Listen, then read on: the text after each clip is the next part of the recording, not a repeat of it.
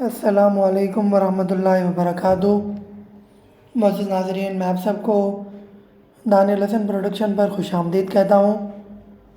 آج کی جو کہانی ہے وہ جناب فیصل علی صاحب کی کتاب بچوں کے لیے آسان قرآن کہانیاں کی اگلی کہانی، جس کا نام ہے جاسوس پرندہ۔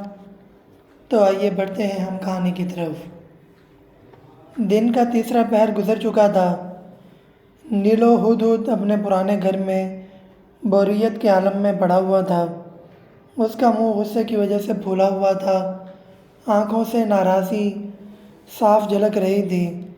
کمرے کے باہر ٹھک ٹھک کی آوازیں سنائی دے رہی تھیں، جس کا مطلب تھا کہ اس کے والدین اس کا نیا گھر بنانے میں مصروف تھے۔ نیلو ہدہد ماں باپ کا اکلوتا بیٹا تھا، اس لیے وہ اس کی ہر خواہش فوراً پوری کرتے تھے۔ کل ہی نیلو ہدہد نے نئے گھر کی فرمائش کی تھی اور بیچارے والدین کل سے تنکوں کو جوڑ جوڑ کر نیا آشیانہ بنانے میں لگے ہوئے تھے۔ مگر پھر بھی نیلو خوش نہیں تھا، وہ بہت جلد باز تھا۔ وہ تو بس یہی چاہتا تھا کہ چٹکی بجاتے ہی سجا سجایا گھر اس کی نگاہوں کے سامنے ہو۔ یہی اس کی ناراضی کی وجہ تھی۔ آج صبح سویرے ہی اس کی امی ابو سے بات چیت ہوئی تھی۔ ابو، میرا نیا گھر کب تک بنے گا؟ نیلو نے پوچھا۔ بن جائے گا بھائی، کل تو شروع کیا ہے، اتنی جلدی کس بات کی ہے؟ ابو نے جواب دیا۔ لیکن مجھے فوراً چاہیے، نیلو ہدہد نے ضد کی۔ فوراً؟ تم بنا کر دکھا دو فوراً۔ دیکھتے نہیں تنکا تنکا جوڑ کر بنتا ہے گھر، تمہیں اندازہ ہی نہیں کہ یہ کتنا مشکل کام ہے۔ اس کی امی غصے سے بولی تھیں، میں کچھ نہیں جانتا، بس مجھے نیا گھر چاہیے۔ نیلو ایک ہی بات کی رٹ لگائے ہوئے تھا۔ اچھے بابا، کوشش کرتے ہیں تم یہاں رک کر آرام کرو، ہم کام پر جاتے ہیں، اور ہاں جی نہ لگ رہا ہو تو لائبریری میں چلے جانا، کتابیں پڑھ لینا، ابو نے جاتے جاتے اسے مشورہ دیا۔ اب وہ صبح سے اپنے پرانے گھر میں پڑا تھا، کئی گھنٹے گزر چکے تھے، اب دن بھی ڈھل رہا تھا۔ اس کے امی ابو بغیر رکے کام کر رہے تھے تاکہ اس کا نیا گھر بن جائے۔ جس درخت کے تنے پر وہ گھر بنا رہے تھے وہ بہت گھنا اور سرسبز تھا۔ ان کے گھر پر سارا دن چھاؤں رہتی تھی۔ اچانک پڑے بڑے نیلو ہدہد کو لائبریری کا خیال آیا اور وہ لائبریری میں جا گھسا۔ یہاں رنگا رنگ کتابیں ترتیب سے سجی ہوئی تھیں۔ نیلو نے کچھ کتابیں اٹھا کر کھولیں، چند سطور پڑھیں اور پھر اکتاہٹ کے عالم میں رکھ دیں۔ اس کا کچھ بھی پڑھنے کو دل نہیں چاہ رہا تھا۔ اچانک اس کی نگاہ ایک کتاب پر پڑی، جاسوس ہدہد۔ وہ بڑبڑایا۔ اس عنوان نے اس کی توجہ اپنی طرف مبذول کرا لی اور وہ کتاب کھول کر مطالعہ کرنے لگا۔ اگلے ہی لمحے وہ حیرت کے سمندر میں غوطہ زن ہو چکا تھا۔ اگلے 20 منٹ اس کے لیے بہت حیرت انگیز ثابت ہوئے اور اس پر کئی عجیب و غریب انکشافات ہوئے۔ یہ انکشافات دلچسپ تھے۔ اس نے کتاب اٹھائی اور پھر سے اڑ گیا۔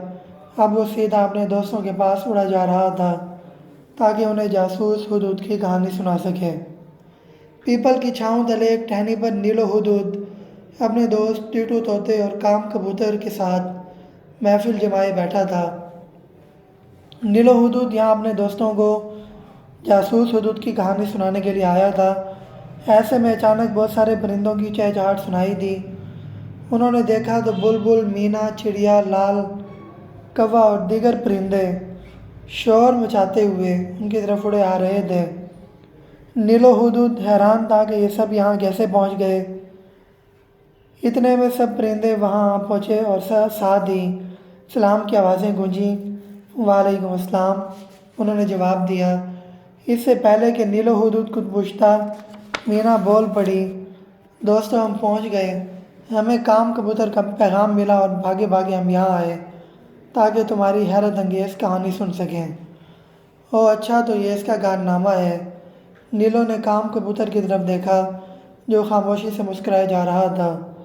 نیلو نے سارے پرندوں کو دیکھا جو ہمدن گوش تھے۔ اب اس نے کہانی شروع کی۔ یہ ہزاروں سال پرانی بات ہے۔ اللہ تعالیٰ کے پیغمبروں میں سے ایک معروف پیغمبر حضرت سلیمان علیہ السلام تھے۔ انہوں نے 150 سال تک حکومت کی۔ ان کی حکومت جنوں، انسانوں اور دیگر تمام مخلوقات پر دی۔ وہ جانوروں کی زبان بھی سمجھتے تھے۔ اللہ نے ہوا بھی ان کے تابع کرنے دی۔ تمام مخلوقات ان کے حکم کی غلام تھیں۔ ان کے دربار میں ایک ہدہد جو جاسوسی کے فرائض سر انجام دیتا تھا۔ کیا کہا ہدہد؟ کوے نے چونک کر کہا، جی ہاں، اسی جاسوس ہدہد کی تو کہانی سنا رہا ہوں میں۔ نیلو ہدہد نے خوش ہوتے ہوئے کہا، او معاف کرنا، مجھے معلوم نہیں تھا، تم کہانی جاری رکھو۔ کوے نے معذرت کی اور نیلو ہدہد نے پھر سے کہانی شروع کر دی۔ ہاں، تو میں ہدہد کے بارے میں بتا رہا تھا۔ اس کا نام یافور تھا۔ وہ سلیمان کے لشکر کے ساتھ ساتھ رہتا تھا۔ اس کی ذمہ داری یہ تھی کہ اپنی تیز نگاہوں سے زیر زمین پانی کا پتہ لگاتا۔ جہاں پانی کی سطح بلند ہوتی وہاں سلیمان کے ماتحت کنواں کھود لیتے۔ یوں ان کے لشکر کے لیے پانی کی قلت کا مسئلہ پیدا نہیں ہوتا تھا۔ ایک دن سلیمان علیہ السلام کو ہدہد کی ضرورت تھی مگر وہ موجود نہیں تھا۔ سلیمان علیہ السلام سخت غصے میں آ گئے۔ وہ ہدہد کے لیے کوئی سخت سزا تجویز کرنے والے تھے کہ اچانک ہدہد آن پہنچا۔ ہدہد نے تاخیر پہ معذرت کی اور انہیں خبر دی کہ ملک سبا میں ایک ملکہ کی حکومت ہے جسے ملکہ بلقیس کہا جاتا ہے۔ اس کی حکومت میں وہاں کی قوم سورج کی پوجا میں مصروف ہے۔ حضرت سلیمان نے ہدہد کو ایک خط دے کر ملکہ بلقیس کے پاس بھیجا۔ اس خط میں ایمان اور اسلام کی دعوت تھی۔ جب نیلو کے الفاظ درمیان میں رہ گئے کہ اچانک لال بول اٹھا، او کیا منظر ہوگا جب ہدہد نے خط پیش کیا ہوگا۔ لال نے تخیل میں کھوئے ہوئے انداز میں کہا اور کہانی کا تسلسل ٹوٹ گیا۔ ارے نیم شاعر، نیم لوہار، کہانی تو سننے دو۔ طوطا اس پہ برس پڑا۔ او اچھا، معاف کیجیے گا۔ لال گڑبڑا گیا۔ کوئی بات نہیں، میں کہانی آگے بڑھاتا ہوں۔ نیلو بولا اور کہانی پھر سے شروع ہو گئی۔ ملکہ نے خط پڑھا لیکن ایمان قبول نہ کیا، بلکہ کچھ تحائف بھیج دیے تاکہ سلیمان علیہ السلام سے دوستی ہو سکے۔ جب وہ تحائف سلیمان علیہ السلام تک پہنچے تو وہ سخت غضبناک ہو گئے اور انہوں نے تحائف مسترد کر دیے۔ اس کے بعد انہوں نے دربار میں بیٹھے ہوئے درباریوں سے کہا کہ ملکہ نے میری خلاف ورزی کی ہے، لہٰذا اس کا تخت فوراً میری خدمت میں حاضر کیا جائے۔ ایک جن نے کہا، میں اسے یہاں آپ کے اٹھنے سے پہلے لا سکتا ہوں۔ وہاں پر ایک اور صاحب علم بیٹھے تھے جو پر اسرار علوم کے ماہر تھے۔ ان کا نام آصف بن برقیہ بتایا جاتا ہے۔ انہوں نے ایسا اسم اعظم پڑھا کہ پلک جھپکتے ہی ملکہ اپنے تخت کے ہمراہ وہاں حاضر ہو گئی۔ ملکہ بلقیس سلیمان علیہ السلام کی طاقت سے واقف ہو چکی تھی، اس لیے اس نے اپنی رعایا سمیت سلیمان علیہ السلام کی اطاعت قبول کر لی اور حلقہ ایمان میں داخل ہو گئی۔ یوں جاسوس ہدہد کی وجہ سے ایک پورا ملک ایمان کی دولت سے مالا مال ہوا۔ کہانی ختم ہوئی، پیسہ ہضم ہوا۔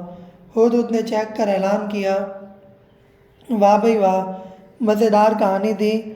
بلبل نے ہدہد کی تعریف کی، واقعی ہدہد کی کہانی بہت اچھی لگی۔ طوطے نے بھی کھلے دل سے اس کی تعریف کی۔ سب دوستوں کا شکریہ۔ نیلو ہدہد نے فخر سے پھول کر کہا، لیکن اس کہانی کا نتیجہ کیا نکلا؟ اس آواز پہ سب چونکے۔ انہوں نے دیکھا کہ نیلو کے ابو ایک ٹہنی پہ بیٹھے مسکرا رہے تھے۔ ابو کو دیکھ کر نیلو نے منہ دوسری طرف پھیر لیا۔ اس کے چہرے پہ ندامت کی پرچھائیاں چھا رہی تھیں۔ اسے اپنے صبح کے رویے پر شرم ساری ہو رہی تھی کہ اس نے ابو امی سے بدتمیزی سے بات کی تھی۔ انکل، نتیجہ آپ بتا دیں، ٹینو طوطے نے کہا۔ تو سنو، نتیجہ یہ ہے بچوں کہ ہمارے خاندان کے ایک محنتی، وفادار اور چالاک ہدہد نے ایک ایسا کارنامہ سر انجام دیا تھا کہ رہتی دنیا تک ہم سب کا نام روشن ہو گیا۔